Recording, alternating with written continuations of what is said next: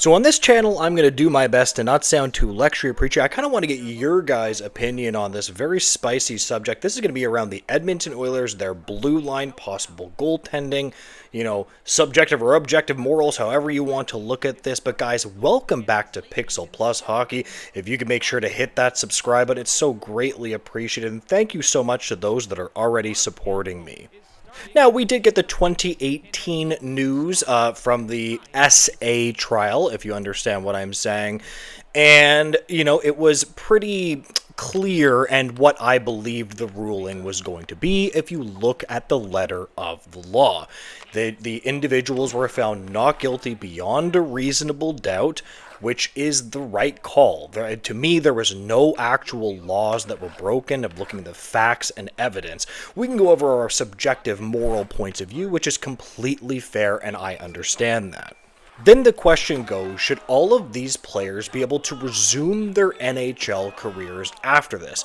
Now, I'm not going to straw man both sides' argument. I like to do what I call steel manning what people are saying. I can't stand when people can't have a genuine conversation without just gaslighting each other or straw manning each other or just saying, this side is horrible or that side is horrible or whatever. It's just silly and it doesn't really get us anywhere. So the justice, said that, and she went a step further in this. She didn't just find them not guilty beyond a reasonable doubt. This is a really interesting quote in her statement where she said, "In this case, I have found actual consent, not vitiated by fear."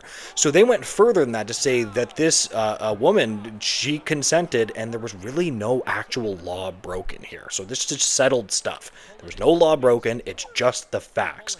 However, just because a law was broken doesn't mean some degenerate stuff didn't happen, if you understand what I mean. So then it goes from a subjective, your moral point of view, or the NHL as an organization's moral point of view of like what happened in that situation, and then should they be able to return to the NHL after this? That is the question. But there was no actual law broken. Now, interestingly enough, as I've said, I'm just analyzing from a hockey point of view that Carter Hart is the perfect goalie for the Edmonton Oilers. Like, he's from Alberta, he's really good, he's in his prime, he's just got consistent numbers, he can play 40 or 50 games. Good technical goalie. Like, again, I always be real on this channel that I'm not necessarily like a goalie guru, but like I look at him and I'm like, man, like that is exactly what they need. Maybe you could have a Carter Hart and Stuart Skinner tandem, something like that. It would be perfect. But here's what I want to know. This is the question of the video. What is your opinion on this? Drop it below. So if something like that happens, should it completely, destroy their careers? I'd say absolutely not. They can't come in the NHL. Or should they be able to, return their careers? They didn't break the law. What is your opinion? Now, to shift gears, we got some even more, well, not more, but another interesting Oilers news here, where apparently the Oilers and Ekholm are talking an extension. Now, I really wanted to dive into this. We have an interesting quote here. The Edmonton Oilers are reportedly exploring a potential contract extension for veteran defenseman Matias Ekholm.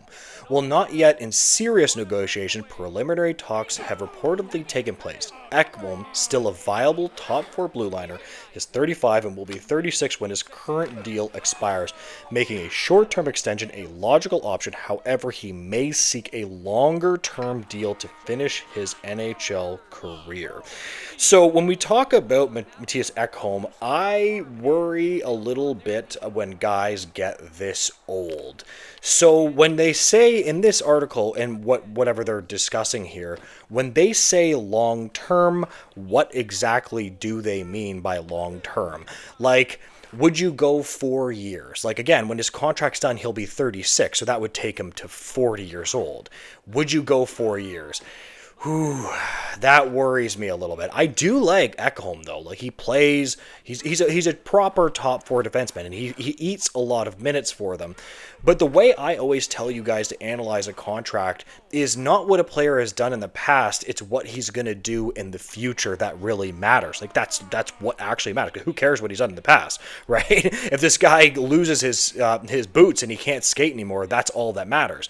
So that's why when the Leafs re-sign guys like Matthew Nyes, I'm sitting here saying, hey, listen, they're signing a guy throughout his entire prime, and then, when he's 28, 29, maybe you can re-sign him again.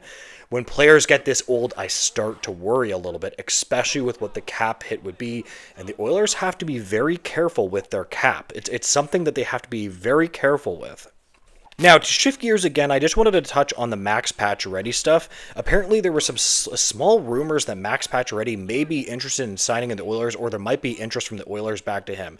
This is the one reason I find that very difficult to believe. Apparently, he was actually much more considering going to the Red Wings. So I guess possibly, but again, he would have to really convince his family, because that's actually pretty far from where he wants to be. Like, I think he was okay with playing in Toronto because it's close to Michigan. I think he just wanted to be close to Michigan or something like that, and Edmonton would be way out of the way. Now, to be fair, though, Max Pacioretty would actually be really good as an Edmonton Oiler, because I've touched on this, that Corey Perry in the playoffs was legitimately very good for the Edmonton Oilers. Now, his production could be replaced by, Isaac Howard or Savoy. These guys can replace his production. That's completely fair. But I'm a little bit worried about their playoff production because he was so legitimately good.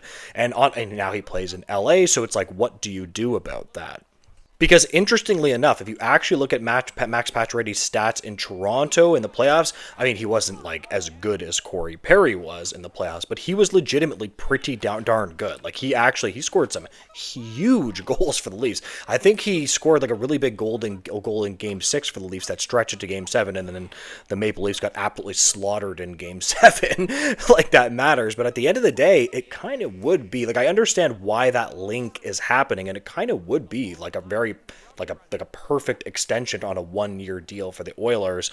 But why don't you guys tell me what you think about that? I'm going to leave this video here. If you can make sure to like, comment, and subscribe, I would greatly appreciate it, guys.